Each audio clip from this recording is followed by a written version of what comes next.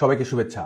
আজকে আইন শৃঙ্খলা রক্ষাকারী আইন শৃঙ্খলার অবস্থা যদি আমরা বাংলাদেশে দেখি, আজকে জুলাই আগস্টে পরবর্তী বাংলাদেশে যা হচ্ছে একই রকম অবস্থা কিন্তু বাংলাদেশে 2001 থেকে 6 ছিল।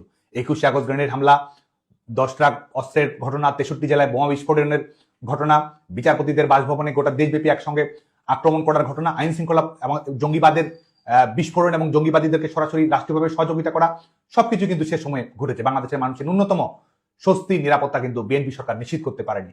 এবং সরকার আজকে জনগণের সরকার, গণতান্ত্রিক সরকার নিয়ে কথা বলছে।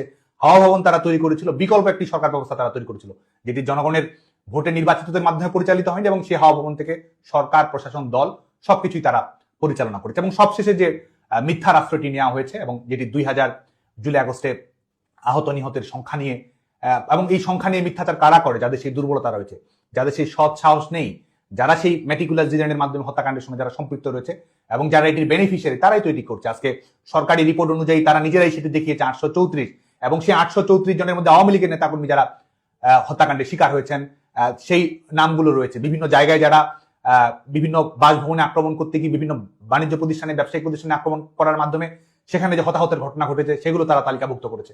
এর বাইরে আমরা বিভিন্ন, সর্বশেষ প্রথম আলো রিপোর্টেই আমরা শুধুমাত্র 52 জনকে দেখেছি যারা ভুয়া এই জুলাই আগস্টে যারা মৃত্যুবরণ করেননি কিংবা অন্যভাবে যারা আহত নিহত হয়েছেন তাদেরকে কিন্তু এই সংখ্যার মধ্যে অন্তর্ভুক্ত করা হয়েছে।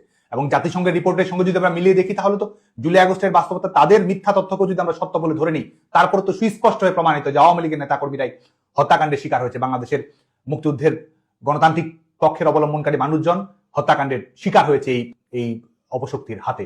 এবং শুধু তাই নয়, আমাদের আইন শৃঙ্খলা রক্ষাকারী বাহিনী এবং মেটিকুলাস ডিজাইনের মাধ্যমে ঘটনা, আমাদের ছাত্র নাগরিকদেরকে টার্গেট কিলিং করে হত্যার ঘটনা, এই সবগুলি কিন্তু ঘটেছে তাদের মাধ্যমে, এবং সেটি নিয়েও আজকে এক ধরনের মিথ্যাচারের আশ্রয় গ্রহণ করা হয়েছে। তো পুরো বিষয়টি আমরা মনে করি যে অপপ্রচারের আশ্রয় গ্রহণ করা হয়েছে, এটির মাধ্যমে বাংলাদেশের মানুষকে বিভ্রান্ত করা যাবে না। এবং যারা আজকে নিজেরা সমঝোতা করে সমঝোতার গণতন্ত্র বাংলাদেশের জনগণের উপর চাপিয়ে দেওয়ার চেষ্টা করে, তারাও আমরা মনে করি যে সঠিক পরিণতি কখনো লাভ করবে না।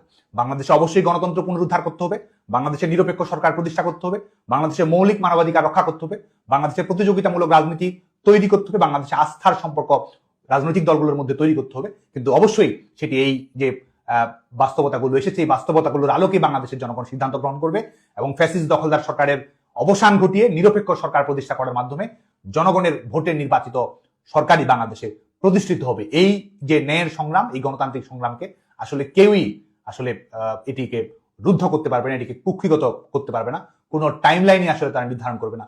জনগণ তাদের নিজের আন্দোলন সংগ্রামের ধারাবাহিকতায় জনগণ তাদের টাইমলাইন নির্ধারণ করবে এবং জনগণই বাংলাদেশ রাষ্ট্রকে রিক্লেম করবে। আপনারা সবাই ভালো থাকবেন, সুস্থ থাকবেন, নিরাপদে থাকবেন, গণতান্ত্রিক সংগ্রামকে এগিয়ে নিয়ে যাবেন। জয় বাংলা।